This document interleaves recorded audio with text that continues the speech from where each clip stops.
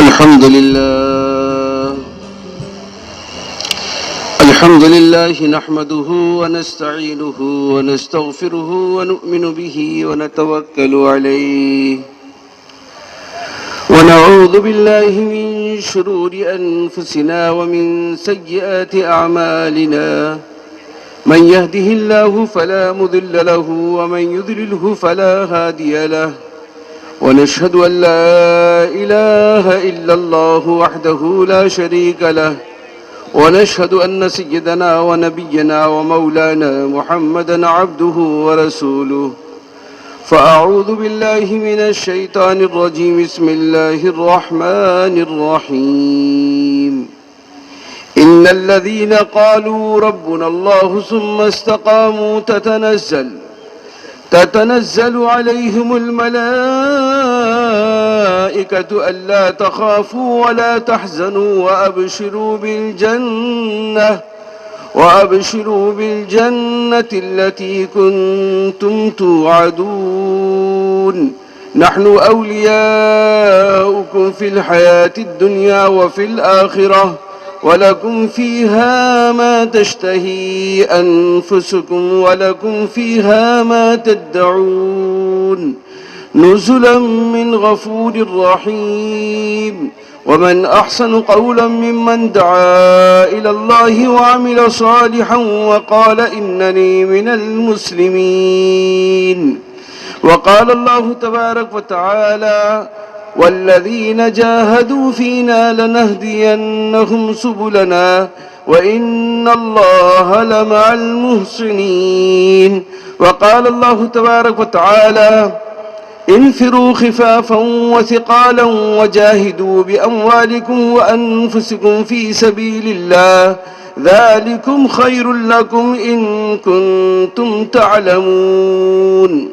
وقال النبي صلى الله عليه وسلم لغدوة في سبيل الله أو روحة خير من الدنيا وما فيها وقال النبي صلى الله عليه وسلم كن في الدنيا كأنك غريب أو عابر سبيل أو كما قال عليه الصلاة والتسليم. میرے دوستوں بزرگوں،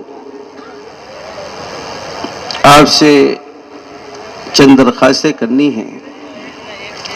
ایک درخواست تو یہ ہے کہ جو مجمع کھڑا ہے یا مجمع سے دور اپنے بستروں پہ بیٹھا ہوا ہے، جو کھڑے ہیں اپنی جگہ بیٹھ جائیں. جو بستروں پہ ہے آگے جگہ خالی ہے اسے پر کر لیں. اور جہاں جہاں تک آواز پہنچ رہی ہے پنڈال سے باہر مجمع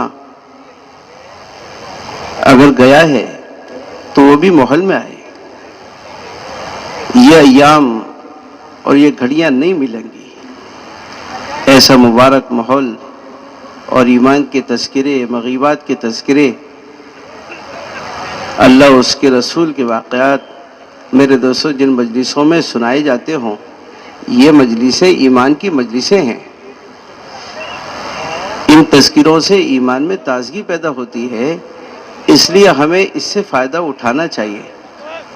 اس لیے ہماری درخواست ہے جو حضرات پنڈال سے باہر ہیں وہ پنڈال کے اندر تشریف لائیں. دوسری درخواست یہ ہے کہ آپ عمل کی نیت سے سنیں. نیت کا اثر عمل پہ پڑتا ہے.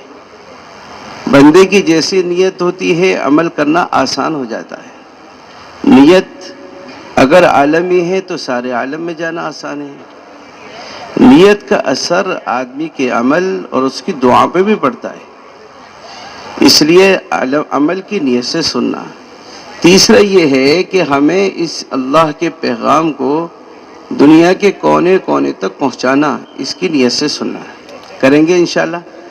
اور ایک یہ آپ نیت کرو کہ انشاءاللہ آخر تک بیٹھیں گے سب. کوئی اگر درمیان میں اٹھے گا، شیطان آتا ہے اور مجلس سے اٹھانے کی کوشش کرتا ہے، آپ اس کو وہیں بٹھاؤ. کوشش کر کے بیچارہ اپنی دکان کو، اپنے کاروبار کو، اپنے گھر بار کو چھوڑ کر آیا ہے. اگر یہاں آ کر بھی یہاں کے ماحول میں نہیں رہے گا تو کہاں پہ یہ ماحول ملے گا؟ اس لیے اسے بٹھا دو۔ اللہ تعالیٰ آسان فرمائے اور عمل کی توفیق نصیب فرمائے۔ کہنے سننے والے دونوں محتاج ہیں، اللہ تعالیٰ جو ہے میرے دوستوں مدد فرمائے۔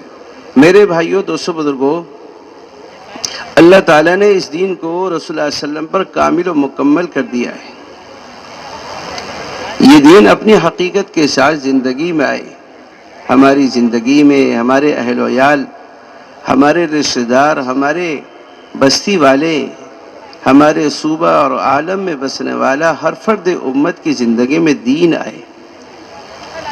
اس لیے کہ اللہ کے جتنے وعدے ہیں وہ دین پر ہیں، دین پر ہیں۔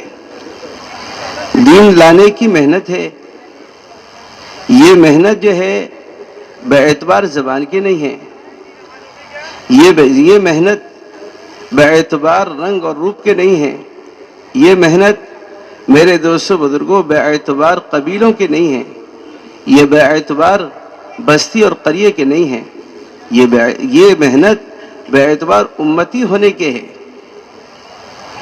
اس لیے کہ ہم سب عالمی نبی کے امتی ہیں، ہماری محنت، ہماری فکر، ہماری سوچ، ہماری چلت فرت بے اعتبار امت کی ہوگی، بے اعتبار امت کی ہوگی۔ یہ تو میرے دوستوں باطل نے محنت کر کے امت کو قبیلوں میں اور قوموں میں 4 حصوں میں تقسیم کر دیا، امت تقسیم ہو چکی۔ یہ تو اللہ تعالیٰ جزائے خیر دے مولانا الیاس رحمۃ اللہ علیہ کو۔ مولانا الیاس رحمۃ اللہ علیہ نے یہ محنت بے اعتبار امت کے شروع فرمائی۔ حضرت نے فرمایا میں نے اس کام کا کوئی نام نہیں رکھا، میں اس کام کا نام رکھتا تو تحریک ایمان رکھتا، جماعت تبلیغ، یا آپ دنیا میں کہیں نہیں سنیں گے کہ یہ الیاسی جماعت ہے، یہ یوسفی جماعت ہے۔ یہ جماعت کس کی ہے؟ یہ رسول اللہ علیہ وسلم کی ہے۔ بے اعتبار امت کے اس کام کی شروعات ہوئی ہے، ورنہ میرے دوستوں امت تو ایسے تقسیم ہو چکی تھی کہ کسی کو کسی کی فکر نہیں تھی، کالے گوروں، بے اعتبار رنگوں کے، بے اعتبار زبانوں کے، بے اعتبار قوموں کے اور بے اعتبار علاقوں کے۔ اور میرے بھائیوں، دوستوں، بزرگوں، اس سے آگے بڑھ کر بے اعتبار مسلکوں کے یہ امت تقسیم ہو گئی تھی، کسی کو کسی کی فکر نہیں تھی، کالے گوروں میں جھگڑے تھے میرے بھائیوں، بستی والوں میں جھگڑے تھے، اسی طرح سے جو ہے زبانوں کے جھگڑے تھے، قبیلوں قوموں کے جھگڑے تھے۔ یہ تو اللہ تعالیٰ جزائے خیر دے مولانا الیاس رحمۃ اللہ علیہ کو کہ رسول اللہ علیہ وسلم نے اس کی بنیاد پوری امت کی ہونے کے اعتبار سے رکھی تھی کہ اگر پوری امت ایک جسم کے مانند ہے، اگر ایک عضو میں تکلیف ہوتی ہے، یہ چوٹ لگتی ہے، یہ زخم آتا ہے، تو سارے اعضاء متاثر ہوتے ہیں، سارے اعضاء متاثر ہوتے ہیں۔ آدمی زبان سے بھی بولتا ہے، آنکھوں سے آنسو بہتے ہیں، میرے دوستو اس کا درد پورے جسم کے ہر عضو میں ہوتا ہے اور اس کی تکلیف ہر عضو محسوس کرتا ہے۔ یہ نہیں ہے کہ اگر چوٹ پیر میں لگی ہے تو آنکھوں سے آنسو بہ رہے ہیں، میرے دوستو زبان بول رہی ہے، دل و دماغ حرکت میں ہے، اس کے ہاتھ پیر حرکت میں آتے ہیں، اس لیے کہ چوٹ کا اثر جسم کے ہر عضو کو ہے۔ یہ تو اللہ کے رسول نے امت ایسے بنائی تھی کہ اگر مشرق میں رہنے والا، اگر میرے دوستو اسے تکلیف ہو تو مغرب میں رہنے والے کو اس کی تکلیف کا احساس ہو، اس کا احساس ہو کہ میرا بھائی تکلیف میں ہے، میرے بھائی تکلیف میں ہے اور میں اپنے گھر میں سکون میں بیٹھا ہوں، میں راحت و آرام میں ہوں، میں آسانیوں کے نقشے میں ہوں۔ اللہ کے رسول نے امت کو ایک بنایا تھا، یہ امت بڑی محنت سے بنی تھی۔ میرے بھائیوں، دوستو، جب سے محنت اس سطح سے اور اس شکل سے ختم ہوئی، آہستہ آہستہ امت تقسیم ہو گئی۔ آپ کئی صدیوں کی تاریخ اٹھائیے، یہ محنتیں ہر صدی میں ہوئی ہیں، بے اعتبار رنگوں کے، بے اعتبار زبانوں کے، بے اعتبار قوموں کے اور بے اعتبار علاقوں کے، محنتیں ہر صدی میں ہوئی ہیں۔ محنت کا انکار نہیں کیا جا سکتا میرے دوستو، محنت کا یہ نہیں کہا جا سکتا کہ کسی صدی میں محنت ہوئی ہے، لیکن باعتبار امت کے محنت ہوئی ہے، تو اس صدی کا بڑا، یہ اس صدی کا جو ہے میرے دوستو، اس صدی کا ہے، یہ اس صدی میں ہوئی ہے باعتبار امت کے، کہ امت کو ایک پلیٹ فارم پہ جمع کر دیا، کہ آہستہ آہستہ زبان والے جڑتے گئے، اور میرے دوستو رنگ روپ والے جڑتے گئے، اور آہستہ آہستہ سارے قبیلے اور سارے علاقے اور بستیاں ایک فکر پر جمع ہو گئی۔ یہ اللہ کا بڑا فضل ہے، اللہ کی بڑی مدد ہے کہ امت کو جمع کرنا، جس وقت میں گھر کو جمع کرنا مشکل ہے، گھر میں 2 بچے ہیں اور ان کی بیوی، میرے دوستو ان کے بچے ہیں، ان کو جمع کرنا ایک دسترخوان پر اور ایک فکر پر جمع کرنا آسان نہیں ہو رہا، مشکل ہو گیا ہے۔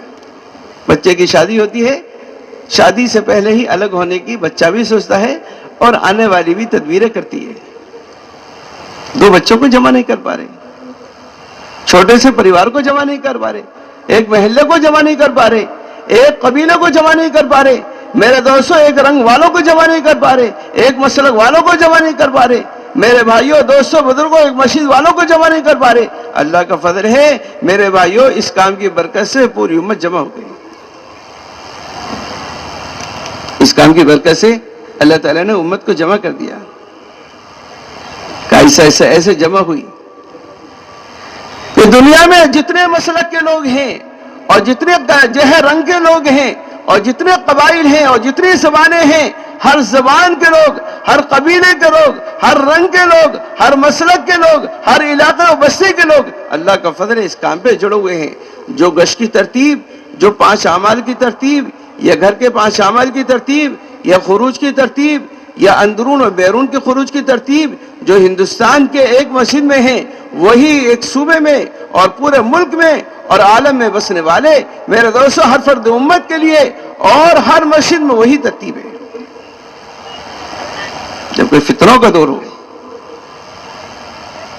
اختلاف کا دور ہو، ایسے وقت میں اس محنت کا میرے دوستو کرنا یہ بڑی نعمت ہے، یہ بڑی نعمت ہے کہ امت تقسیم ہو گئی تھی۔ اس لیے ایک تو یہ ہے کہ دین آتا ہے دین کی محنت سے، اللہ کے جتنے وعدے ہیں وہ دین پر ہیں یا دین کی محنت پر ہیں، دین کی محنت پہ ہیں۔ ایسا دین اگر محنت چھوٹے گی تو دین زندگی سے نکلے گا، اور دین ایسے نہیں نکلے گا، آہستہ آہستہ میرے دوستو ایسے نکلتا چلا جائے گا کہ آدمی کو احساس و شعور بھی نہیں ہوگا کہ اس کی زندگی سے دین نکل گیا۔ دین میں سب سے پہلی محنت ایمان کی ہے، یہ سب سے پہلے ایمان ہے۔ صحابہ فرماتے ہیں ہم نے پہلے ایمان سیکھا، پھر قرآن سیکھا، اس کی برکت سے ہمارے ایمان بڑھتا گیا، ایمان بڑھتا بھی ہے گھٹتا بھی ہے۔ ایمان کی محنت ہوگی ایمان بڑھے گا، ایمان کی محنت چھوٹے گی ایمان گھٹتا چلا جائے گا، اور یہاں تک گھٹے گا میرے بھائیوں دوستو اس کا ایمان اس کو حرام سے نہیں روک سکتا، اس کا ایمان چوری اور ڈکیتی سے اور غلط دیکھنے اور غلط بولنے سے اور غلط سوچنے سے اور اس کے اعضاء کا غلط استعمال ہونے سے نہیں روک سکتا، نہیں روک سکتا، کہ ایمان گھٹتا ہے، گھٹتے گھٹتے یہاں تک پہنچتا ہے۔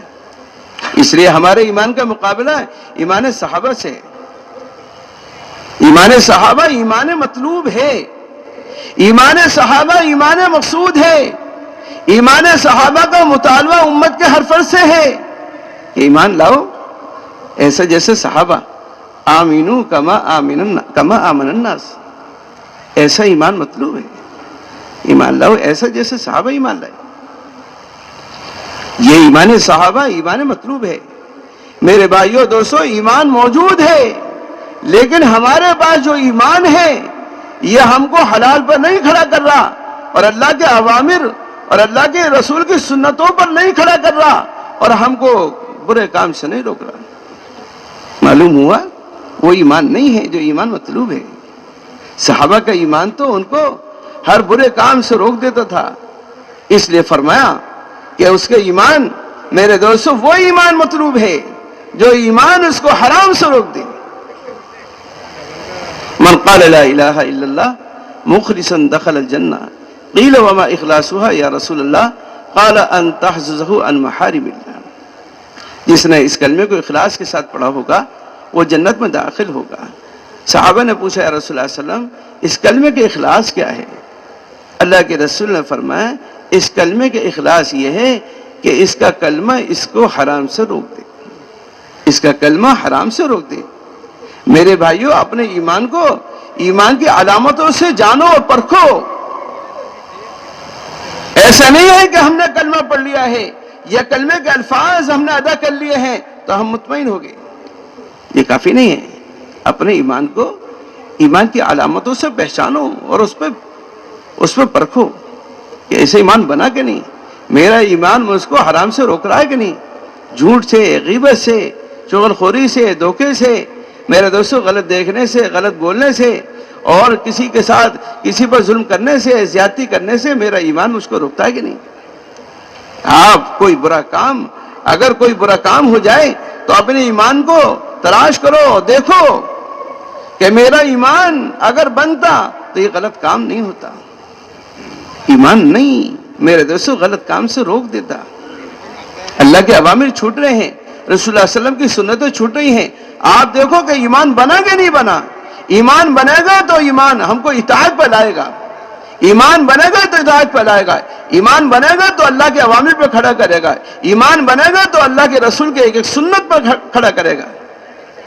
اس لیے فرمایا ایمان بڑھتا ہوا ایمان مطلوب ہے، ایمان بڑھتا رہے، ایمان ایسا بڑھے کہ ایمان ہمارا ایمان اللہ کے ایک ایک امر پہ کھڑا کر دے۔ دور صحابہ میں جو اللہ کا امر میرے دوستوں نازل ہوتا تھا، صحابہ اس کو عمل میں لے آتے تھے۔ شراب کا حکم اترا، پہلے شراب حلال تھی، صحابہ میرے دوستوں حلال چیزوں میں یہ تلاش کرتے تھے کہ اس سے ہماری معاشرت پر اور ہمارے میرے دوستوں اعمال پر اور ہماری عبادتوں پر کیا فرق پڑ رہا ہے۔ چنانچہ شراب حلال تھی، حضرت عمر رضی اللہ تعالیٰ تشریف لائے اور کہا کہ یا رسول اللہ صلی اللہ علیہ وسلم آپ اللہ تعالیٰ سے دعا کر دیجئے کہ اللہ تعالیٰ شراب کو حرام کر دیں، شراب کو حرام کر دیں، اس لیے کہ اس سے ہماری عبادتیں خراب ہو رہی ہیں، عبادتوں پہ فرق آ رہا ہے۔ ایک صحابی نے نماز پڑھی اور نماز میں قل یا ایھا الکافرون کی سورت پڑھی، میرے دوستو ان سے پڑھتے پڑھتے غلطی ہو گئی، وہ شراب کی نشے میں تھے، نشے کی وجہ سے زبان آگے پیچھے ہو گئی۔ حضرت عمر رضی اللہ عنہ کو یہ واقعہ معلوم ہوا اور کہا یا رسول اللہ صلی اللہ علیہ وسلم آپ اللہ سے درخواست کر دیجئے کہ شراب کو حرام کر دیں۔ میرے بھائیوں، دوستوں، بزرگوں، اسے کہتے ہیں ایمان۔ یہ ایمان مطلوب ہے، یہ ایمان مقصود ہے، یہ ایمان اللہ کے نزدیک محبوب ہے، یہ ایمان ہر عمل کے قبول کرانے کے لیے ایسا ایمان ضروری ہے۔ فرمایا کہ اللہ کی طرف سے شراب کی حرمت کا حکم آ گیا، شراب کی حرمت کا حکم آ گیا۔ جیسے حکم آیا، اللہ اکبر، صحابہ کے زمانے میں قیمتی چیز شراب سمجھی جاتی تھی، ان کے خزانوں میں جمع رہتی تھی، اور میرے بھائیوں دوستوں ان کے گوداموں میں اور شراب اسے جو ہے میرے دوستوں گوداموں میں جمع رکھتے تھے، جو سب سے پرانی شراب، سب سے قیمتی شراب ہوتی تھی، جس کے بعد شراب زادے وہ مالدار سمجھا جاتا تھا۔ اللہ کا حکم آ گیا، جبکہ شراب صحابہ کے گوداموں میں بھری ہوئی تھی۔ بعض صحابہ میرے دوستوں بزرگوں، بعض صحابہ کے گلاس میں شراب لگی ہوئی تھی اور پینے کی تیاری میں تھے، اور بعض نے اس شراب کے گلاس کو منہ میں بھی ڈال دیا۔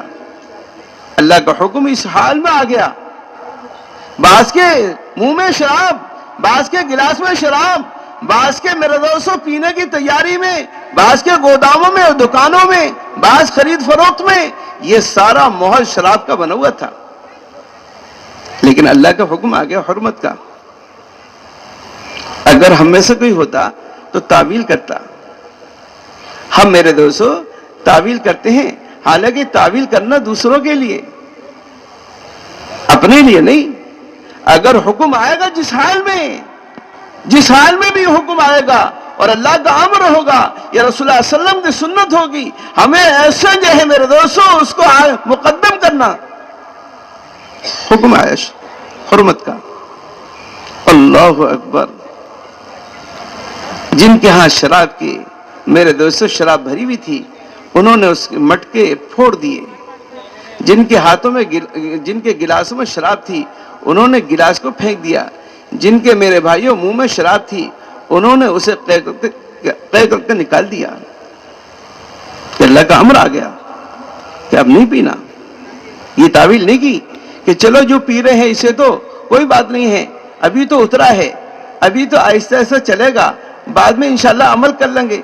یہ جو شراب ہے اسے فروخت کر کے اچھے کاموں میں اس کا پیسہ لگا سکتے ہیں، اللہ کے راستے میں خرچ کر سکتے ہیں، غریبوں کی مدد کر سکتے ہیں، رفاہی کاموں میں لگا سکتے ہیں، ہم معذورین کی مدد کر سکتے ہیں۔ یہ نہیں سوچا کہ نہیں، حرام ہے تو حرام ہے، حرام ہے تو حرام ہے۔ تو مدینے میں شراب سے گلیاں بھری ہوئی تھی، ایسے صحابہ نے مشکیزوں کو پھاڑ دیا اور شراب کے مٹکوں کو پھوڑ دیا اور گلاس کو پھینک دیا۔ کسی صحابہ کے یہ نہیں تھا اللہ کے امر کے بعد میں صحابہ شراب پئیں یا صحابہ جو ہے اس کی خرید فروخت کریں یا صحابہ اس کی تعویل کریں، یہ نہیں تھا۔ یہ ایمان مطلوب ہے، اس لیے ایمان کا مقابلہ ایمان صحابہ سے ہے۔ اپنے ایمان کو ایمان صحابہ میں پیش کرنا چاہیے کہ جو صحابہ کا ایمان تھا وہ ہمارا ایمان بنا کہ نہیں بنا کہ نہیں بنا۔ دور صحابہ میں مہاجرین اور انصار میرے دوستوں ایمان کے بنانے کی محنت میں لگے رہتے تھے۔ ایمان کی محنت موت تک ہے، جیسے ایمان کا رکھنا موت تک فرض ہے۔ اگر ایمان ایک لمحے کے لیے بھی نکل گیا اور آدمی کی اسی حال میں موت آ گئی تو آدمی کی موت کفر پہ آ گئی۔ میرے بھائیوں، حج کا کرنا بڑا حکم ہے۔ یہ دو عبادتوں کے مجموعے کا نام ہے، جانی اور مالی عبادت کے مجموعے کا نام ہے، اور اللہ نے بڑے اچھے انداز سے حج کا حکم ارشاد فرمایا ہے۔ سب سے پہلے وَلِلَّهِ حِجُّ الْبَيْتِ مَنِ اسْتَطَاعَ إِلَيْهِ سَبِيلًا، اللہ نے اپنا نام کیسے بہترین انداز میں، کیسی بہترین جگہوں پہ اللہ بلاتا ہے۔ لیکن آپ دیکھو میرے بھائیوں، زندگی میں ایک مرتبہ فرض ہے، ایک مرتبہ فرض ہے۔ آپ زکوٰۃ کو دیکھو، سال میں جس پر مال ہے، مالی کے نصاب ہے، سال میں ایک مرتبہ اپنے مال کی زکوٰۃ نکالنا اس پر فرض ہے۔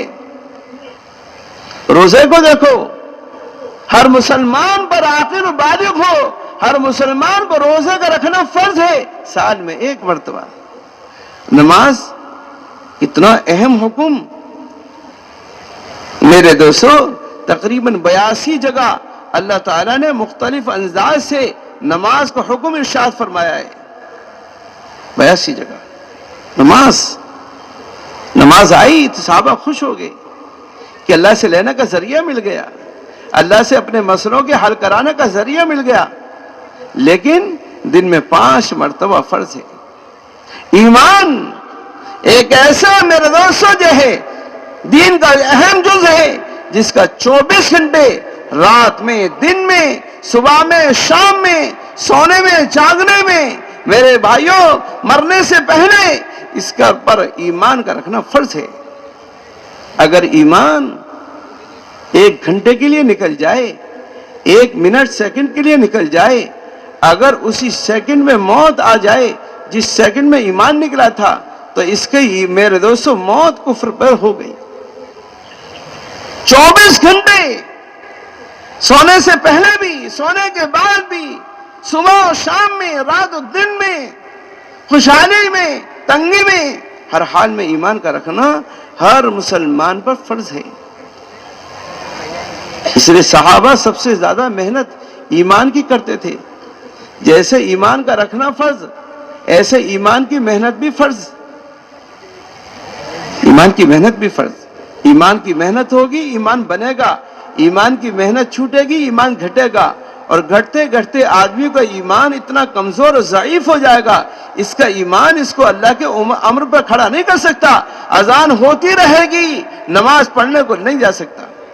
مسجد کے دروازے پہ بیٹھا ہوا ہے، اللہ کا منادی اذان دے رہا ہے، نداء دے رہا ہے، آؤ کامیابی کی طرف، آؤ نماز کی طرف، تمہاری کامیابی اللہ کے اس امر کے پورا کرنے میں ہے، تمہاری کامیابی اللہ کے امر کے پورا کرنے میں ہے، آؤ کامیابی کی طرف، آؤ نماز کی طرف۔ لیکن ایمان اتنا کمزور ہو چکا ہے، مسجد کے دروازے سے اٹھا کر اس کو مسجد کی صف میں نہیں کھڑا کر سکتا، اس کو مسجد کے دروازے سے اٹھا کر میرے دوستوں مسجد میں نہیں لا رہا۔ یہ ایمان ہم کو جہنم سے بچائے گا، یہ ایمان ہم کو جنت میں داخل کرائے گا، یہ ایمان ہمیں پلسرات پر آسانی سے پار کرائے گا۔ اتنا ایمان میں کمزوری ہے میرے بھائیوں دوستوں، اس لیے ایمان کی محنت بھی فرض ہے۔ اگر ایمان کی محنت ہوگی تو ایمان بنے گا، اور ایمان کی محنت چھوٹے گی تو ایمان، ہمیں دھوکہ الفاظ میں لگا ہوا ہے۔ ہر آدمی الفاظ کی کوشش میں ہے، الفاظ کی محنت میں ہے، ہر آدمی چاہتا ہے الفاظ کا ذخیرہ اس کے پاس ہو، اس کی حقیقت کی فکر نہیں ہے کہ الفاظ کی فکر ہے، اس کی حقیقت کے لانے کی فکر نہیں ہے۔ صحابہ الفاظ سے ہٹ کر حقیقت کی فکر میں لگے ہوئے تھے کہ کیسے اس کی حقیقت آ جائے، کیسے ایمان کا کمال آ جائے، کیسے ایمان کی جو ہے حلاوت آ جائے، کیسے ایمان کا مزہ آ جائے۔ میرے بھائیوں، صحابہ نے ایمان کا مزہ اور ایمان کی حلاوت اور ایمان کا کمال حاصل کر لیا تھا۔ اس سے صحابہ کو، میرے بھائیوں دوستوں بزرگوں، ایمان بننے کے بعد قرآن کی ہر آیت ان کے ایمان کا بڑھانے کا ذریعہ بنتی تھی۔ ایمان کے مجلسوں سے ایمان بڑھ جاتا تھا، ایمان کے مذاکروں سے ایمان بڑھتا نظر آتا تھا، ایمان کے میرے دوستوں کہنے سننے سے اور ایمان کے اجتماعی مجلسوں سے ایمان ایسا بڑھتا تھا، تیزی سے وہ ایمان کی روشنی میں ساری چیزوں کو دیکھتے تھے۔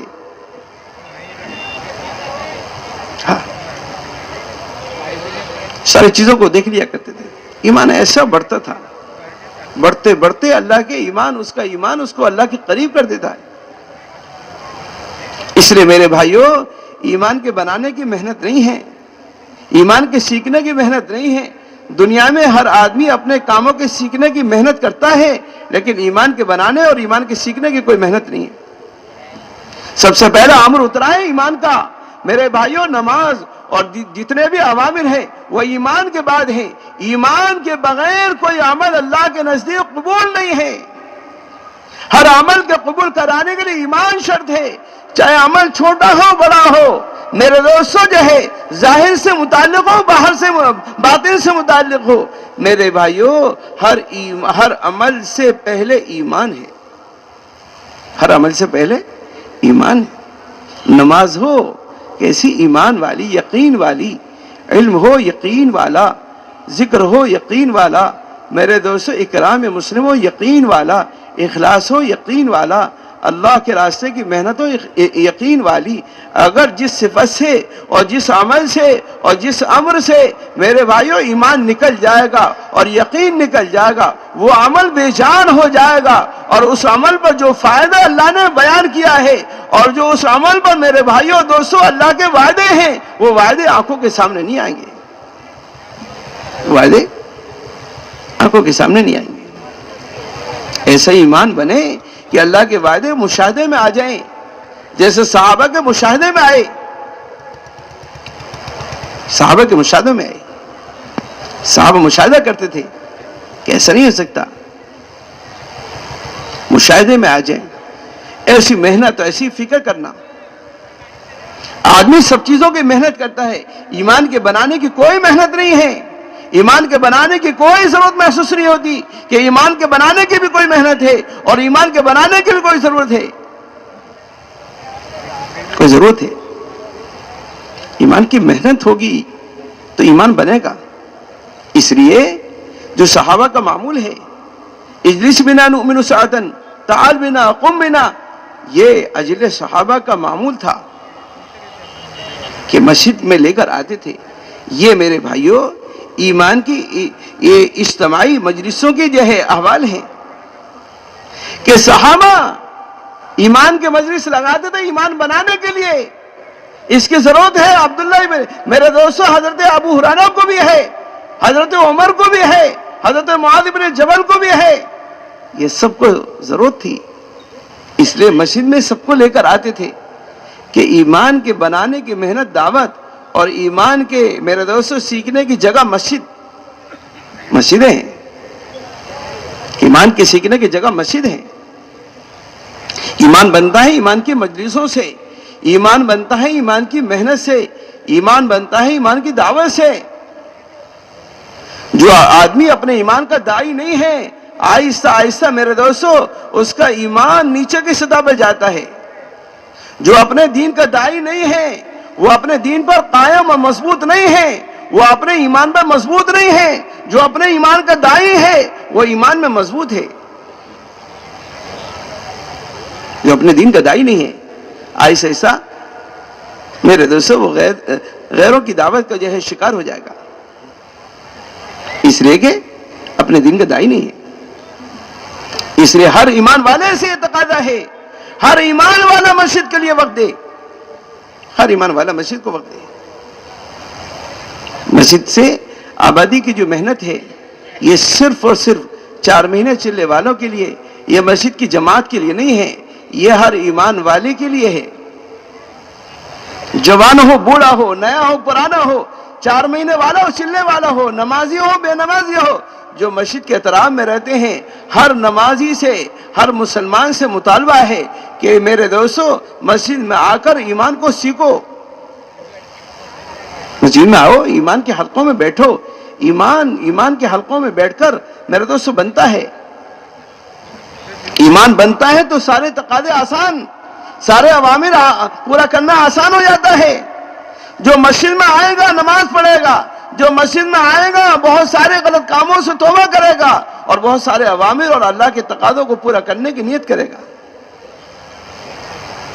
اس لیے ہر مسلمان کو مسجد کی طرف لانا کس لیے ہے کہ باہر کا ماحول فتنوں کا ہے. باہر کا ماحول میرے بھائیوں دوستو اسباب کا ہے. ہم امت کے ہر فرد کو اسباب کے ماحول سے نکال کر اعمال کے ماحول میں لانا چاہتے ہیں. مسجد میں عمل کا ماحول ہے. ہر مسلمان کو فتنوں کے ماحول سے نکال کر امن کے ماحول میں لانا چاہتے ہیں. مسجد میں امن ہے. ہر مسلمان کو میرے دوستو شیاطین کے اڈوں سے نکال کر فرشتوں کی رہنے کی جگہ بنانا چاہتے ہیں.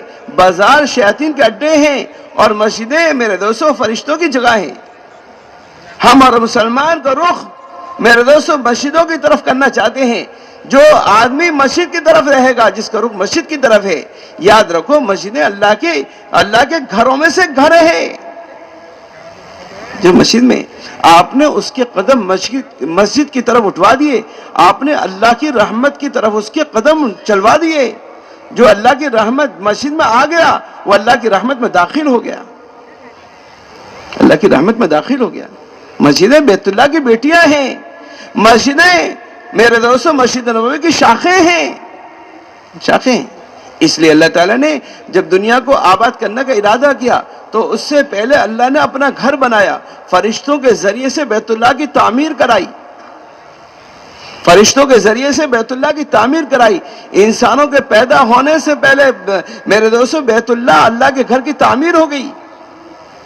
اس لیے دوسری تعمیر جو ہوئی ہے تو اس کے کرنے والے حضرت آدم علیہ السلام ہیں. دوسری تعمیر آدم علیہ السلام نے کی. جب رسول اللہ علیہ وسلم مکے سے مدینے تشریف لے گئے تو رسول اللہ علیہ وسلم نے پہلے مسجد بنائی.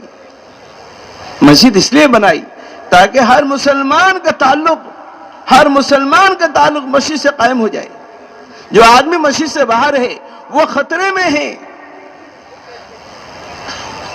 میں ہے، وہ شیاطین کی جگہوں میں ہے. میرے بھائیوں دوستوں بزرگوں، اس لیے خطروں سے نکالنا چاہتے ہیں، ہر مسلمان کو نکالنا چاہتے ہیں، جوان اور بوڑھوں کو لانا چاہتے ہیں کہ ہر مسلمان مسجد میں آئے. صحابہ اپنے مسائل کو میرے دوستوں اٹھا کر رکھ دیا کرتے تھے کہ نماز پڑھیں گے، نماز کے راستے سے اپنا مسئلہ میرے دوستوں اللہ سے حل کرا لیا کریں گے. نماز کے راستے سے اپنے مسئلوں کو حل کراتے تھے. اب تو اس کے یقین ہی نکل گیا, اس کے یقین نکل گیا. مسجدوں میں رہنا, جو لوگ کثرت سے مسجدوں میں آتے ہیں ان کے ایماندار ہونے کی گواہی دے دو. یہ ایسے ویسے نہیں ہیں.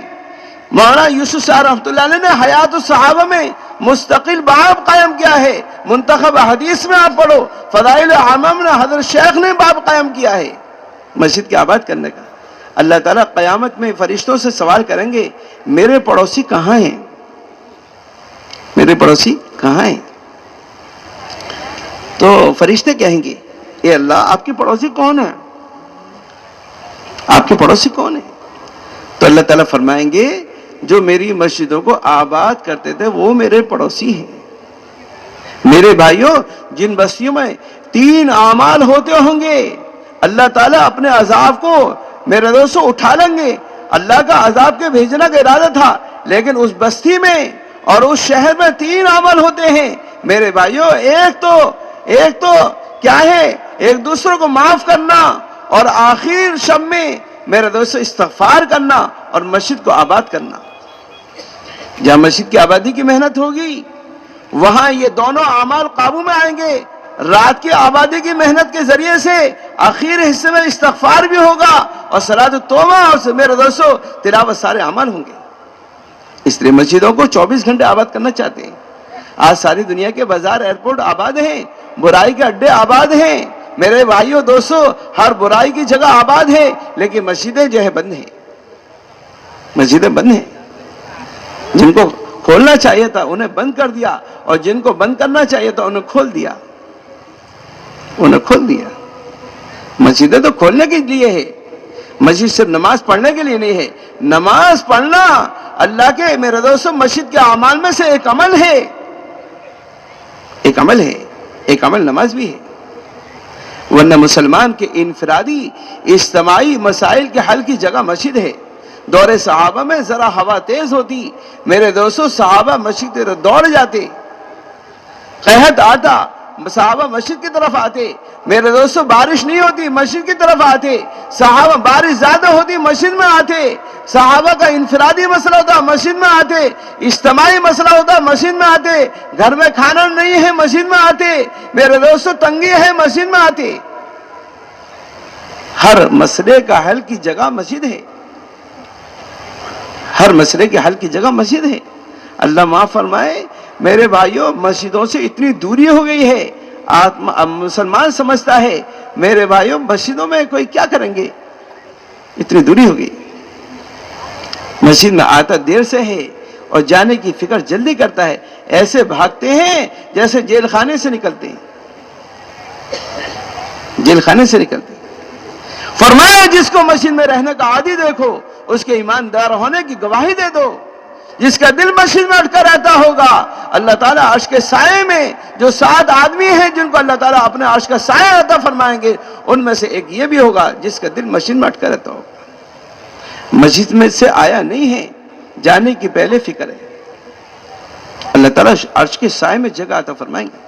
جس دن کوئی سایہ نہیں ہوگا, ہر آدمی کو سائے کی ضرورت ہوگی, اللہ تعالیٰ ایسے آدمی کو جس کا دل مسجد میں اٹکا رہتا ہوگا اللہ تعالیٰ عرش کے سائے میں جگہ عطا فرمائیں گے. یہ کون؟ یہ روایتیں ہیں, یہ حدیثیں ہیں.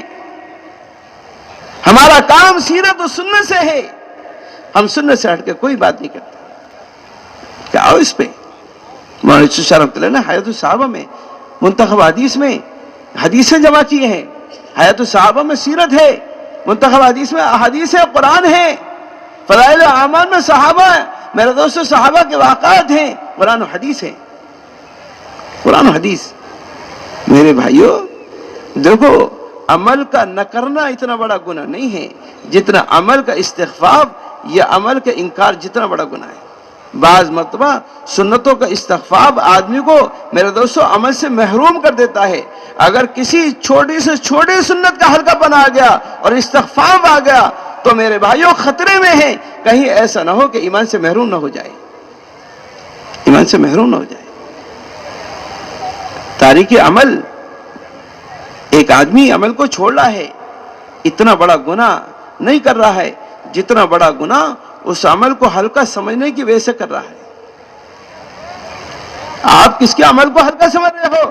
اللہ کے رسول کے عمل کو، اللہ کے رسول کی سنتوں کو، صحابہ کے معمول کو آپ ہلکا سمجھ رہے ہو۔ دیکھو سنو، صحابہ کا ایک صحابی کا عمل بھی ہمارے لیے حجت ہے۔ ایک صحابی کا عمل، میرے صحابہ ستاروں کے مانند ہیں، اصحابی کا نجوم فبأیہم اقتدیتم اہتدیتم، میرے صحابہ ستاروں کے مانند ہیں، ان میں سے جس کی اقتداء کر لو گے کامیاب و ہدایت پالو گے۔ ایک صحابی، بڑے بڑے صحابہ کا عمل، میرے دوستو علماء صحابہ کا عمل، محدثین صحابہ کا عمل، آپ دیکھو رئیس المفسرین کا عمل، یہ ہے خلیفہ ثانی حضرت عمر کا عمل۔ مسجد کی طرف لاتے، مسجد کو عملاً وقت دیتے، آدھی رات مسجد میں، آدھی رات گھر والوں کے لیے ایسے تقسیم کیا تھا، ایسے تقسیم کیا تھا۔ 12 گھنٹے کی ڈیوٹیاں بنائی تھی، 12 گھنٹے میں میرے بھائیوں 6 گھنٹے رات کے، 6 گھنٹے دن کے، 12 گھنٹے کی ڈیوٹیاں بنائی تھی۔ آج ساری دنیا کا نظام جو چل رہا ہے 12 گھنٹے اور 8 گھنٹے سے چل رہا ہے۔ آپ دیکھو دنیا میں جہاں جاؤ، جتنے ایئرپورٹ ہیں، جتنے اسٹیشن ہیں، جتنے میرے دوستوں بس اڈے ہیں اور جتنے محکمے ہیں، 12 گھنٹے یا 8 گھنٹے میں میرے بھائیوں ایک جماعت 12 گھنٹے کے لیے آتی ہے اور مختلف کام کرتی ہے۔ ایسے 8 گھنٹے کی ڈیوٹیاں بنا رکھی ہیں اور 8 گھنٹے میں مختلف جماعتیں ہوتی ہیں، اس میں صفائی کرنے والے بھی اور اس میں استقبال کرنے والے بھی اور اس میں مختلف شعبوں کو سنبھالنے والے بھی ہوتے ہیں۔ آج ساری دنیا کا نظام 12 گھنٹے سے 8 گھنٹے سے چل رہا ہے، لیکن اللہ معاف فرمائے ہماری مسجد کا نظام بس آدھے پون گھنٹے سے چل رہا ہے۔ اللہ معاف فرمائے۔ مسلمان کا دل مسجد میں نہیں ہے، مسلمان کا دل تو میرے دوستو مسجد کے بغیر، مسجد کے باہر تو ایسا ہونا چاہیے جیسے مچھلی پانی کے بغیر، مچھلی پانی کے بغیر جیسے تڑپتی ہے، مسلمان مسجد کے بغیر ایسا تڑپنا چاہیے۔ مسجد میں جانے کی فکر جلدی ہونی چاہیے۔ مسجد ایمان کے بنانے کی جگہ ہے، فرشتوں کے رہنے کی جگہ ہے، فرشتوں کے رہنے کی جگہ ہے۔ یہ تو حوادث زمانہ نے علم کو مسجد سے دور کر دیا، ورنہ میرے بھائیوں دور صحابہ میں علمی مسجد میں تھا۔ آپ کو میں بتاؤں آج بھی جن ملکوں میں میرے دوستوں مسجد میں علم کے حلقے لگتے ہیں، آپ جا کے دیکھو کتنے ایسے مسجد والے ایسے ملیں گے جو بخاری کے حافظ، ترمذی کے حافظ اور میرے بھائیوں دوستوں بزرگوں مسلم شریف کے حافظ۔ بخاری ہمارے پاس حفاظ قرآن تو ملیں گے، لیکن بخاری کے حفاظ بخاری یا حفاظ مسلم اور ترمذی نہیں ملیں گے آسانی سے۔ لیکن جہاں جہاں آپ دیکھو گے، آپ موریتانیہ جاؤ، آپ افریقہ کے دوسرے ملکوں میں جاؤ، ایسے لوگ ملیں گے جو بخاری کے بھی اور ترمذی کے بھی حافظ ہیں، بخاری اور مسلم دونوں کتابوں کے حافظ ہیں، ایسے ملیں گے، ان کے حلقے لگے۔ ایسا ایسا میرے بھائیوں دوستوں بزرگوں اللہ تعالیٰ معاف فرمائے حوادث زمانہ نے علم کو مسجد سے دور ختم کر دیا۔ اب مسلمان یہ نہیں سمجھتا، ہم یہ نہیں کہنا چاہتے جو مدرسوں کا نظام ہمارے اکابر نے شروع کیا ہے وہ بہت اعلیٰ ترتیب ہے، لیکن اس میں جانے والے وہ جائیں گے جو طالبین ہوں گے، ان کے لیے اصول و ضابطے بنائے گئے ہیں، ایسا نہیں جا سکتے، ان کے جانے کے اصول ہیں، ان کے داخلے کے اصول ہیں۔ لیکن مسلمان کا کتنا بڑا مجمع ہے، 99% ایسے لوگ ہیں جو مدرسوں میں نہیں جا سکتے، مدرسوں میں علم حاصل نہیں کر سکتے، وہ کہاں جائیں گے؟ ہر مسلمان کو اس لیے کہتے ہیں کہ مسجد میں آ کر میرے دوستو اپنی ضرورت کا دین اور اپنی ضرورت کے علم سیکھو، ہر مسلمان پر فرض ہے۔ اس لیے میرے بھائیوں دوستو بزرگوں مسجدیں جو ہے بیت اللہ کی بیٹیاں ہیں، مسجد کا تعلق کس سے ہے؟ اللہ سے ہے، مسجدوں کا نسبت اللہ کے ساتھ ہے۔ جو مسجد میں آتا ہے اللہ تعالیٰ فرماتے ہیں میں اس پر کیا کروں گا میرے دوستو بزرگوں، اس پر رحمت کروں گا، اس کو راحت دوں گا اور رحمت کروں گا، اور میرے بھائیوں دوستو بزرگوں پل صراط کا راستہ آسان کر دوں گا اور بغیر حساب کے جنت میں داخل کر دوں گا، اور آخر میں میرے دوستو اپنی رضا کا پروانہ عطا کروں گا۔ یہ مسجد کو آباد کرنے والے کہ یہ میرے دوستو یہ آپ فضائل ہیں، یہ کہاں سے قرآن اور حدیث سے کہاں سے ان آیتوں کو اور حدیثوں کو نکالیں گے؟ ایمان والے وہ ہیں میرے دوستو، مسجدوں کو آباد کرنے والے وہ ہیں جو اللہ پر اور آخرت پر ایمان رکھتے ہیں وہی مسجدوں کو آباد کرتے ہیں، وہی مسجدوں کو آباد کرتے ہیں۔ آج جتنے فتنے ہیں مسجد سے باہر کے ہیں، ہر مسلمان کو مسجد سے جوڑ دو۔ جو آدمی مسجد سے جڑا رہے گا آپ یقین جانیے وہ ارتداد سے اور فتنوں سے بچا رہے گا۔ کیا کیا محنتیں ہیں، کیا کیا کوششیں ہیں، ذہن خراب کرنے کی زیادہ محنت ہے، ذہن کو صحیح کرنے کی اور ذہن بنانے کی اور تعمیر کی محنت کم ہے، تخریج کی محنت زیادہ ہے۔ ذہن خراب کرنے میں دیر نہیں لگتی، ذہن بنانے میں دیر لگتی ہے، عمارت بنانے میں دیر لگتی ہے، عمارت کو منہدم کرنے میں دیر نہیں لگتی۔ ذہن تیار کرنے کی محنت ہے، ذہن خراب کرنے کی کوئی محنت نہیں ہے۔ آپ ایک بات کہہ دو آدمی کا ذہن خراب ہو گیا، ذہن خراب ہو گیا۔ ذہن خراب ہونے کے بعد صحیح کرنا آسان نہیں ہے۔ اس لیے میرے بھائیوں، دوستوں، بزرگوں، جو مسجد سے جڑا ہوا ہے، جو مسجد سے جڑا ہوا ہے، آپ یقین جانیے کتنے عوامر اس کی زندگی میں آئیں گے۔ جو مسجد میں آئے گا کم سے کم نماز تو پڑھے گا، جو مسجد میں آئے گا تعلیم کے فضائل کے حلقوں میں بیٹھے گا، ایمان کے حلقوں میں بیٹھے گا، اللہ تعالیٰ اس کو آہستہ آہستہ سارے کام کے کرنے کی توفیق دیں گے۔ جو آدمی مسجد میں نہیں آئے گا، جو دکان پر جائے گا، دکان کے تقاضے کو وہی تو دیکھے گا۔ دکان کے لیے جو دکان پر نہیں جائے گا وہ دکان کے تقاضوں کو کیسے سمجھے گا؟ میرے بھائیوں، دوستوں، بزرگوں، جو مسجدیں آباد رہتی ہیں سب سے زیادہ استقبال ان مسجدوں میں ہوتا ہے، سب سے زیادہ اکرام ان مسجدوں میں ہوتا ہے، سب سے زیادہ نصرت ان مسجدوں میں ہوتی ہے، جماعتوں کے دل ان مسجدوں میں زیادہ لگتے ہیں۔ میرے بھائیوں، ہر عمل کا کرنا ان مسجدوں میں آسان ہوتا ہے۔ آدمی گھنٹوں گھنٹوں قرآن پڑھتا ہے، گھنٹوں گھنٹوں تسبیح پڑھتا ہے، گھنٹوں گھنٹوں تلاوت کرتا ہے، گھنٹوں گھنٹوں اللہ سے دعا کرتا ہے، رات دن مسجد میں رہتا ہے۔ اس لیے کہ مسجد میں میرے بھائیوں، دوستوں، اعمال ہیں، اعمال کی وجہ سے مسجدوں میں نورانیت ہے، برکتیں ہیں، نورانیت ہے، برکتیں ہیں۔ یاد رکھو، جو مسجدیں آباد نہیں ہیں آپ دیکھو ان میں دل نہیں لگے گا۔ آپ کا دل ایسے لگے گا کہ جلدی سے میں مسجد سے نکل کے جاؤں۔ رمضان شروع ہوتا ہے، مسجدیں آباد ہو جاتی ہیں، یقین جانو نوجوان سے نوجوان، نئے سے نئے آدمی 2-4 گھنٹے مسجد میں رہتا ہے، چاہے باتیں ادھر ادھر کے کرتا ہے۔ مسجد میں میرے دوستوں وصول کرنے والے نہیں ہیں تو ادھر ادھر کی باتیں کر کے اور لیٹ لاٹ کے چلے جاتے ہیں۔ اس لیے کہ اعمال کی وجہ سے کہ وہاں کچھ نہ کچھ تلاوت والے اور تسبیح والے، دعا والے پیدا ہو گئے، ان کی وجہ سے مسجدوں میں ایسی نورانیت اور ایسی برکتیں اور ایسا سکون ملتا ہے، ایسا سکون ملتا ہے۔ آدمی کا دل چاہتا ہے مسجد میں بیٹھا رہوں، رات میں بھی بیٹھتا ہے، دن میں بھی بیٹھتا ہے، دوپہر کے وقت میں مسجد میں آ جاتا ہے، عصر میں بھی مسجد میں رہتا ہے، مغرب میں بھی افطار کوشش کرتا ہے جلدی سے مسجد میں آ جاؤں۔ بولو ایسا ہے کہ نہیں؟ بولو، ارے بھائیو بولو ایسا ہے کہ نہیں؟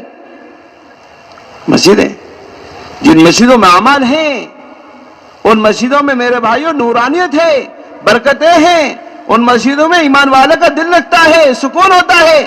حضرت عمر رضی اللہ تعالیٰ عنہ میرے دوستوں کسی جماعت کو بھیج دے، کسی وفد کو بھیج دے، کسی گورنر کو روانہ کرتے تو میرے دوستوں واپسی میں سب سے پہلے مسجد کا حال لیتے، سب سے پہلے مسجد کا حال لیتے کہ مسجد کا کیا حال ہے، مسجد کا کیا حال ہے۔ مسجد کا حال صحیح ہوتا تو فرماتے ہیں اگر تمہاری مسجدوں کا رخ صحیح ہے تو تمہارے بازاروں کا، شہروں کا رخ صحیح ہوگا۔ اس لیے کہ کام تقاضے مسجد سے پیدا ہوں گے اور بازار والوں کو دیے جائیں گے۔ جب مسجدیں اعمال سے خالی ہوں گی تو میرے بھائیوں بازار کے تذکرے اور بازار کی باتیں مسجدوں میں آئیں گی۔ اس لیے میرے دوستو امام المحدثین حضرت ابو ہریرہ میرے دوستو مسجد میں ایمان کے اور اعمال کے حلقے قائم ہیں اور باہر والوں کو گشت کر کے باہر حلقوں میں لے کر آ رہے ہیں، حلقوں میں لے کر آ رہے ہیں کہ ارے تم یہاں، تمہیں کس بات نے عاجز کر دیا کہ مسجد میں رسول اللہ علیہ وسلم کی میراث تقسیم ہو رہی ہے اور تم یہاں لگے ہو، اسباب سے نکل کر اعمال کی طرف لا رہے ہیں۔ اور کیا کہہ رہے ہیں؟ رسول اللہ علیہ وسلم کی میراث تقسیم ہو رہی ہے اور تم یہاں بیٹھے ہوئے ہو، اپنے اسباب میں مشغول ہو۔ تو صحابہ جلدی سے فضائل سن کر، فضائل میں بڑا میرے بھائیوں فضائل سے آدمی کے اندر استعداد پیدا ہوتی ہے اور ذوق و شوق پیدا ہو جاتا ہے۔ انہوں نے سنا ہے رسول اللہ علیہ وسلم کی میراث تقسیم ہو رہی ہے، فوراً دوڑ کر مسجد کی طرف آئے۔ مسجد میں چاروں طرف گئے، دیکھا کہ مختلف حلقے لگے ہوئے ہیں، مختلف حلقے لگے ہوئے ہیں۔ میرے بھائیوں دوستوں بزرگوں، یہ حلقے لگے ہوئے ہیں، وہ یہ دیکھ کر مسجد سے باہر آ گئے۔ حضرت ابو ہریرہ رضی اللہ تعالیٰ نے کہا کہ بھئی کیسے آگے؟ تم بغیر عمل کے گزرے مسجد سے آگے، کیسے آگے؟ کہا کہ ہم تو مسجد گئے تھے اور مسجد میں تو ہم نے کوئی جگہ نہیں دیکھی جہاں رسول اللہ علیہ وسلم کی میراث تقسیم ہو رہی ہو۔ کہا کہ رسول اللہ علیہ وسلم کی میراث کیا ہے؟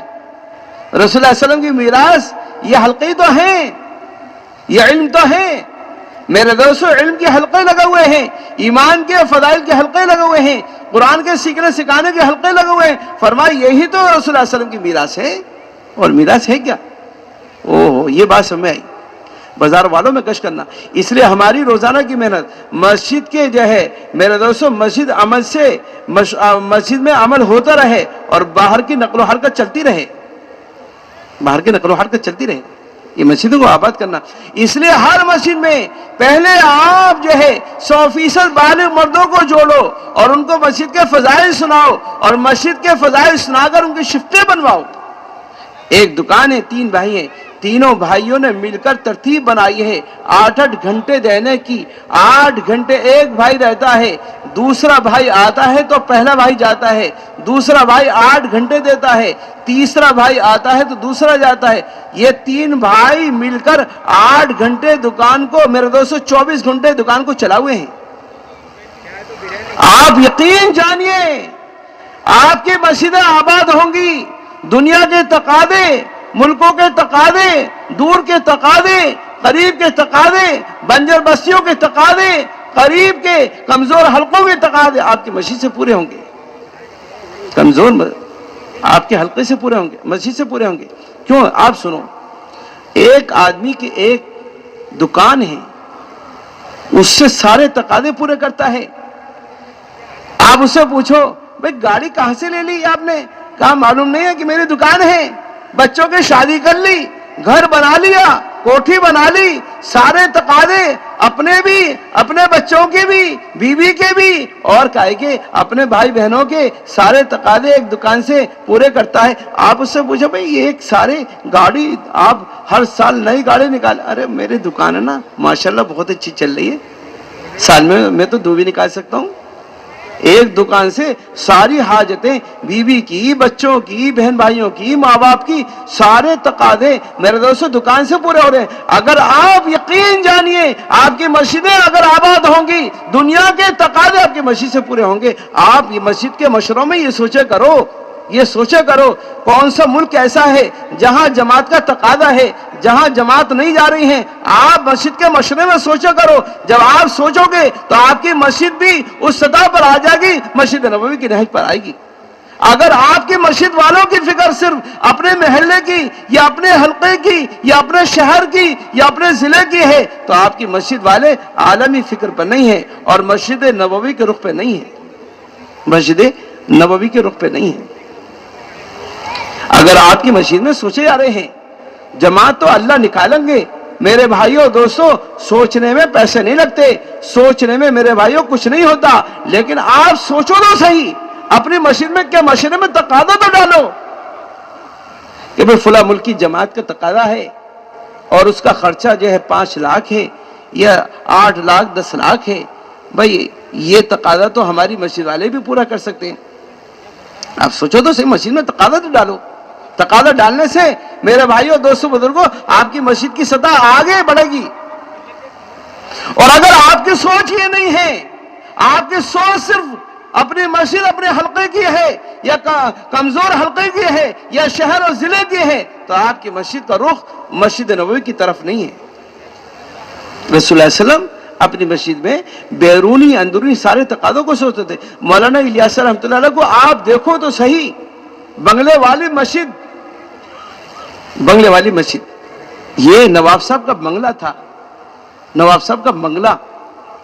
اور اس زمانے میں نوابوں کے جو بنگلے ہوتے تھے وہ اپنی ایک نجی مسجد بناتے تھے بنگلے کے قریب، اس لیے اس کا نام بنگلے والی مسجد، کہ نواب صاحب کے بنگلے کے قریب تھی۔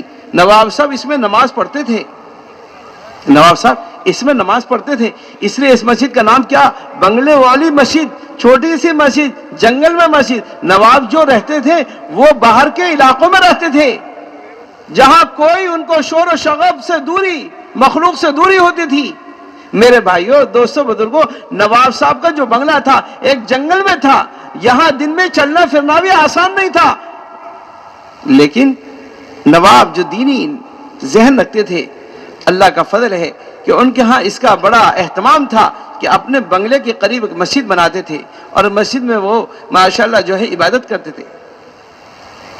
ایسے ہی یہ نواب صاحب دیندار تھے تو انہوں نے مسجد بنائی تھی، اس مسجد کا نام ہی بنگلے والی مسجد۔ بات ذہن میں آئی؟ مولانا الیاس رحمۃ اللہ علیہ نے مولانا اسماعیل شاہ رحمۃ اللہ علیہ کے بعد اس مسجد میں جو ہے آپ نے محنت شروع فرمائی۔ چھوٹی سی مسجد ہے، کوئی شہر، وسائل نہیں ہے میرے دوستوں، سہولتیں نہیں ہیں، اسباب نہیں ہیں، عملہ نہیں ہے، کوئی آفس اور جو ہے کوئی کچھ نہیں ہے۔ عجیب کام دیکھو تو صحیح، مولانا منظور صاحب نعمانی رحمۃ اللہ علیہ نے لکھا کہ اللہ تعالیٰ نے مولانا الیاس رحمۃ اللہ علیہ سے عجیب کام لیا۔ کام تو حضرت کے ذہن میں پورا عالم، ہر ملک، ہر صوبہ، ہر ضلع، ہر بستی، ہر گھر، ہر فرد ذہن میں تھا، لیکن حضرت کے پاس نہ عملہ ہے، نہ حضرت کے پاس آفس ہے۔ میرے دوستو، مولانا منظور صاحب نعمانی رحمۃ اللہ نے لکھا کوئی آدمی کام شروع کرنا چاہتا ہے تو پہلے اس کے لیے کیا کرتا ہے؟ تدبیرہ کرتا ہے اور نقشے تیار کرتا ہے، پلاننگ کرتا ہے، اس کے لیے فنڈ قائم کرتا ہے۔ اتنا چھوٹی سے چھوٹی کمپنی اور چھوٹے سے چھوٹے کاروبار یا سوسائٹی چلانے کے لیے فنڈ دیکھتا ہے، کتنا فنڈ ہے، اس کا آفس کہاں ہونا چاہیے، اس کے اصول کیا ہونا چاہیے، اس کا عملہ کیسا ہونا چاہیے، وہ آفس بناتا ہے اور اس کے نقشے پاس کرتا ہے، اور میرے دوستو کتنے کاغذ خراب کر دیتا ہے کہ یہاں یہ بناؤں یا وہاں یہ بناؤں۔ میرے دوستو نقشوں سے کتنے کاغذ خراب کرتا ہے اور کتنے پلاننگ کرتے ہیں، سال نقشے بنانے میں، سوچ و فکر میں، آفس کی ڈیزائننگ میں لگتے ہیں، تب جا کے چھوٹا سا کاروبار، چھوٹی سی سوسائٹی چلتی ہے۔ آپ دیکھو مولانا الیاس رحمۃ اللہ علیہ کو، میرے بھائیوں دوستو، اتنا بڑا کام، نہ کوئی آفس، نہ کوئی پلاننگ، نہ عملہ، نہ کوئی فنڈ، اور نہ آج تک ہے اللہ کا کرنا ایسا۔ یہ جو احوال آئے تو لوگوں کو یہ معلوم تھا کہ یہاں تو بہت بڑا میرے دوستوں مال کے ڈھیر ہوں گے، سونے چاندی کی دیواریں کھڑی ہوں گی، اور تہخانے بھرے ہوں گے، لیکن الحمدللہ سارے لوگوں کے اندر یہ غلط فہمیاں تھیں، لیکن اللہ تعالیٰ جو کرتے ہیں وہ اچھا کرتے ہیں، اللہ کے علم میں ہے کیا کرنا ہے، اللہ اپنے اس کے سامنے ہر کام کی مصلحت بھی ہے، اللہ کے حکم کے بغیر پتا بھی نہیں ہل سکتا۔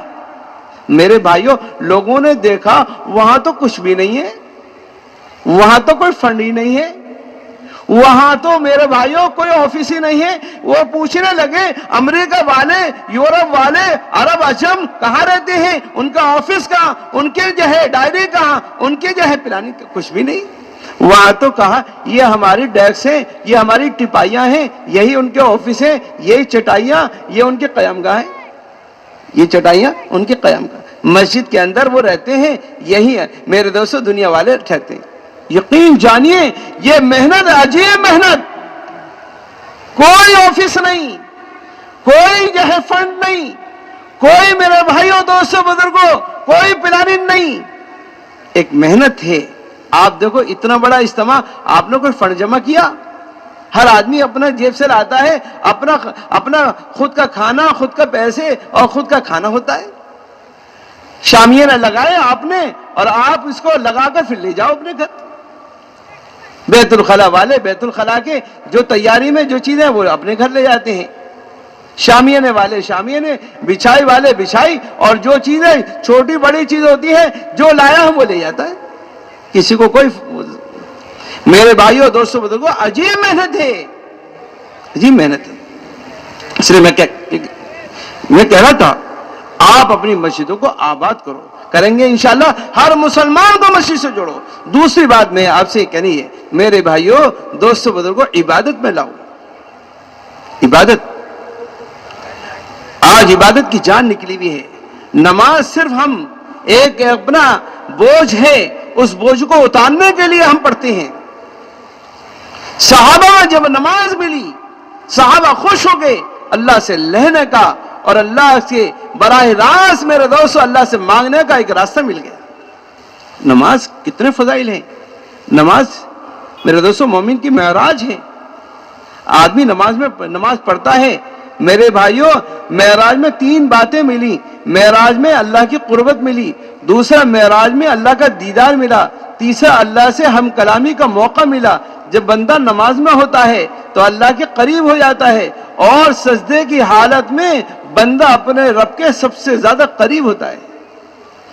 اس لیے کہ سب سے محترم چیز جو ہے اعضاء میں وہ پیشانی ہے، اپنی پیشانی کو اللہ کی بارگاہ میں رکھ دیتا ہے،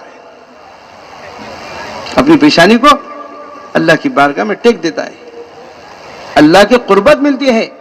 میرے بھائیو دوستو، اللہ کا دیدار ہوتا ہے۔ فرمایا نماز ایسی پڑھو گویا کہ تم اللہ کو دیکھ رہے ہو۔ اگر یہ کیفیت حاصل نہ ہو سکے تو ایسی کیفیت محسوس کرو اللہ مجھے دیکھ رہے ہیں۔ فرمایا نماز کے باطن کے 2 ہی درجے ہیں، یا تو نماز اس کیفیت کے ساتھ پڑھو نماز میں اللہ آپ کو دیکھ رہا ہے، اگر یہ کیفیت یعنی ہم اللہ کو دیکھ رہے ہیں، اگر یہ کیفیت حاصل نہ ہو سکے تو اللہ مجھے دیکھ رہا ہے، اس کیفیت کے ساتھ نماز پڑھو۔ بندہ جب نماز پڑھتا ہے تو یہ کیفیت محسوس ہونے لگتی ہے۔ اس لیے بندے کی نماز میں، صحابہ کی نماز ایسی بے حرکت ہوتی تھی میرے دوستو، ایسا محسوس ہوتا تھا کہ اپنے رب کے سامنے کھڑے ہو کر نماز پڑھ رہے ہیں، اپنے رب کو دیکھ رہے ہیں۔ تیسری بات، اللہ سے ہم کلامی کا موقع ملتا ہے۔ معراج میں رسول اللہ صلی اللہ علیہ وسلم تشریف لے گئے، اللہ کے قریب ہو گئے اور بالکل قریب ہو گئے۔ میرے بھائیوں دوستو، جتنے نورانی حجاب و پردے تھے سب ختم کر دیے گئے، وہاں تک پہنچے جہاں جبرائیل نہیں پہنچ سکے، جہاں اللہ کی کوئی مخلوق نہیں پہنچ سکی۔ میرے بھائیوں اتنا قریب پہنچ گئے، سارے حجاب ختم ہو گئے، اللہ کے رسول وہاں تک پہنچے اور فرمایا میرے بھائیوں اللہ کا دیدار کیا، اللہ کو دیکھا۔ موسیٰ علیہ السلام کو کلیم اللہ کہا جاتا ہے، اللہ کا دیدار نہیں ہوا۔ موسیٰ علیہ السلام نے تمنا کی لیکن اللہ کی تجلی واقع ہوئی تو میرے بھائیوں تحمل نہیں کر سکے، یہاں تک کہ وہ ہوا کہ جو کوہ طور تھا وہ بھی اللہ کی تجلی کی وجہ سے اس کی بھی شق اور وہ بھی پھٹ گیا، وہ بھی پھٹ گیا۔ کوہ طور پہاڑ ہے، وہ بھی ٹکڑے ٹکڑے ہو گیا۔ اللہ کی موسیٰ علیہ السلام بے ہوش ہو گئے، لیکن اللہ کے رسول کا مقام دیکھو، آپ معراج میں جا رہے ہیں، اس لیے فرمایا نماز مومن کی معراج ہے، الصلاۃ معراج المومنین۔ مومنین معراج میں 3 باتیں ہوئیں، تو جب آدمی نماز میں ہوتا ہے تینوں چیزیں اسے ملتی ہیں۔ اللہ سے ہم کلامی کا موقع ملتا ہے، جب بندہ نماز پڑھتا ہے تو گویا کہ اللہ سے ہم کلام یا قرآن کے راستے سے ہم کلام باتیں کرتا ہے، اور قرآن اللہ کا کلام ہے اور اللہ کی طرف سے جواب آتا ہے الحمدللہ رب العالمین۔ اللہ تعالیٰ اس کے جواب میں فرماتے ہیں حمدنی عبدی، میرے بندے نے میری تعریف کی، میرے بندے نے میری تعریف کی۔ آپ دیکھو میرے بھائیو، ہم کلامی کا موقع مل رہا ہے، اللہ کی قربت مل رہی ہے، اللہ کا دیدار مل رہا ہے، اللہ سے ہم کلامی کا موقع مل رہا ہے۔ اس لیے فرمایا مومن کی معراج، نماز مومن کی معراج ہے۔ جیسے معراج میں 3 باتیں ملی، ایسے جب بندہ صحیح نماز پڑھتا ہے تو 3 باتوں کا موقع ملتا ہے، اللہ سے قربت بھی ملتی ہے، اللہ کا دیدار بھی ملتا ہے، اور اللہ سے ہم کلامی کا موقع بھی ملتا ہے۔ بندہ قرآن پڑھتا ہے، اللہ سے ہم کلام ہوتا ہے، اللہ سے بات چیت کرتا ہے قرآن کے راستے سے۔ قرآن اللہ کی کتاب ہے، قرآن اللہ کا کلام ہے، اللہ کا کلام پڑھتا ہے تو اللہ سے باتیں کرتا ہے، اللہ سے باتیں کرتا ہے۔ میرے بھائیوں نماز سے صحابہ ہر مسئلے کو حل کراتے تھے، لیکن اللہ معاف فرمائے نماز تو ایسا رہ گئی ہے کہ نماز ایک گویا کے بوجھ ہے اور اس کو جلدی سے ہم اتار دیں۔ نماز کے راستے سے اللہ کے خزانوں سے استفادے کا اللہ نے نماز دی۔ چھوٹے سے چھوٹا مسئلہ، بڑے سے بڑا مسئلہ، صحابہ دور صحابہ میں جو بھی پریشانی آتی، جو بھی رکاوٹ آتی، ملی سماجی جو بھی پریشانی آتی، میرے بھائیوں دوستو نماز سے اپنے مسئلے کو حل کرا لیا کرتے تھے۔ نماز سے صحابہ کے، میرے دوستو ایک صحابی کا خچر مر گیا، اللہ ان صحابی نے میرے دوستوں وہ خچر سے انہوں نے 2 رکعت پڑھی اور اللہ سے مانگا، اے اللہ میرا خچر میرا اسی آپ نے اس کو زندہ کیا اور آپ ہی نے اسے موت دی، اے اللہ اگر آپ اس کو آج زندہ کر دیں گے تو میرا کام بن جائے گا، میری سواری بن جائے گی۔ میرے دوستوں خچر زندہ ہو گیا۔ کتنے ایسے واقعات ہیں، صحابہ نے نماز پڑھی، مردے میرے دوستوں اپنے مردوں کو زندہ کرا لیا، آسمان سے دسترخوان اتروا لیا، گھر میں چکی چلوا لی۔ کتنے واقعات ہیں صحابہ کے، آپ دیکھو حیات الصحابہ میں مولانا یوسف صاحب رحمۃ اللہ نے واقعات بھر دیے، صحابہ کے واقعات۔ 2 رکعت پڑھی، گھر میں چکی، گھر میں کچھ نہیں تھا، چکی چلنی شروع ہو گئی۔ 1 مرتبہ پڑھی، پھر دوسری مرتبہ پڑھی، تیسری مرتبہ پڑھی۔ جب تیسری مرتبہ گئے گھر میں، تیسری مرتبہ گئے تو دیکھا گھر میں چکی ہے وہ چل رہی ہے اور اس کے دونوں پارٹوں کے بیچ میں سے آٹا نکل رہا ہے۔ تو میرے بھائیوں گھر کے سارے برتن بھر گئے، جو اوپر والا پارٹ تھا۔ صحابی نے سوچا کہ یہ آٹا کہاں سے نکل رہا ہے، دیکھیں تو صحیح۔ اس پارٹ کو اٹھایا، آٹا نکلنا بند ہو گیا، بند ہو گیا۔ وہ کہاں سے آ رہا تھا؟ اللہ کے خزانوں سے آ رہا تھا، اللہ کے خزانوں سے اس لیے آ رہا تھا، نماز سے اپنا مسئلہ حل کرایا تھا۔ مسجد میں گئے تھے، 2 رکعت پڑھی، پھر نہیں ہوا، پھر 2 رکعت پڑھی، پھر تیسری مرتبہ گئے تو اللہ کے خزانوں سے آٹا نکلنا شروع ہو گیا۔ میرے بھائیوں جیسے پاٹ اٹھایا آٹا نکلنا بند ہو گیا۔ یہ صحابی اللہ کے رسول کے پاس گئے اور یہ سارا واقعہ سنایا۔ اللہ کے رسول نے فرمایا اگر تم اس پاٹ کو نہ ہٹاتے تو قیامت تک اس چکی سے آٹا نکلتا رہتا، آٹا نکلتا رہتا۔ 2 رکعت کی طاقت کو نہیں جانتے، ساری دنیا سے بڑی طاقت 2 رکعتوں میں ہے۔ میرے بھائیوں اگر زمین پر زلزلہ آ جائے تو دنیا میں کوئی ایسی مشینری نہیں ہے، دنیا میں کوئی ایسے سائنس والوں نے کوئی ایسی چیز ایجاد نہیں کی ہے جو اللہ کے زلزلوں کو روک دے۔ اللہ کی قسم 2 رکعت میں وہ طاقت ہے بڑے سے بڑے زلزلے کو روک دے اور اس کا رخ بھی بدلوا دے۔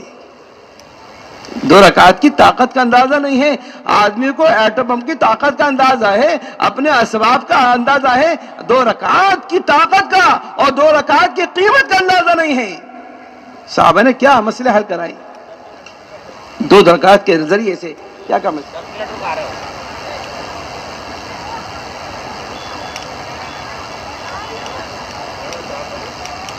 2 رکعت کے راستے سے اگر طوفان آ جائے، طوفان آ جائے، ہے بتاؤ دنیا میں کوئی ایسی مشین نہیں جو اللہ کے طوفان کو روک دے؟ اللہ کے طوفان کو روک دے ہے کوئی ایسی اجازت ہے؟ میں میرے بھائیوں 2 رکعت کے اندر وہ طاقت ہے، بڑے سے بڑے طوفان کو روک سکتی ہے اور بڑے سے بڑے طوفان کے رخ کو بدلوا سکتی ہے۔ 2 رکعت صحابہ نے ایسے کیا۔ میرے بھائیوں اگر دور صحابہ میں زلزلہ آیا یا طوفان آیا ہے یا میرے دوستوں قحط آیا ہے، انہوں نے عمل کے راستے سے اپنے مسئلوں کو حل کرا لیا۔ حضرت عمر رضی اللہ عنہ کے دور خلافت میں قحط آ گیا اور قحط بھی بہت زیادہ بالکل تنگی، بچے بھوکے مرنے لگے، بچے بھوکے بھی، عورتیں بھوکی، مرد بھوکے، سب بھوکے۔ انہوں نے مصر کے گورنر کو خط لکھا کہ مدینے میں قحط ہوا ہے، اس لیے مدینے سے مصر سے میرے دوستو اناج اور مختلف ضرورت کی سامان کو جو ہے روانہ کرو۔ مصر کے گورنر نے امیر المومنین کا خط ہوا ہے، امیر المومنین کے خط پڑھتے ہی مصر سے اتنا سارا غلہ اور اتنی ساری چیزیں روانہ کریں کہ ایک چھوڑ میرے دوستو مدینے میں تھا اور ایک چھوڑ جو ہے مصر کے قاہرہ میں تھا۔ اتنا لمبا ایسی سواریاں اور اس پر لاد کر مال بھیجا۔ میرے بھائیوں ایک صحابی نے رسول اللہ صلی اللہ علیہ وسلم کو خواب میں دیکھا کہ میں تو عمر کو بڑا سمجھدار سمجھتا تھا، عمر کو کیا ہو گیا، یہ اسباب سے اپنے مسئلے کو حل کرانا چاہتے ہیں۔ جتنا مال مصر سے آیا ہے اگر اللہ نے قحط کو ختم نہ کیا تو مال ختم ہو جائے گا، قحط ختم نہیں ہو سکتا۔ قحط اللہ نے بھیجا ہے میرے دوستو، مال سے قحط ختم نہیں ہوتا، اسباب سے قحط ختم نہیں ہوتا۔ کہا کہ عمر کو کیا ہو گیا، عمر تو بڑا سمجھدار تھا، آج عمر نے کیا کیا؟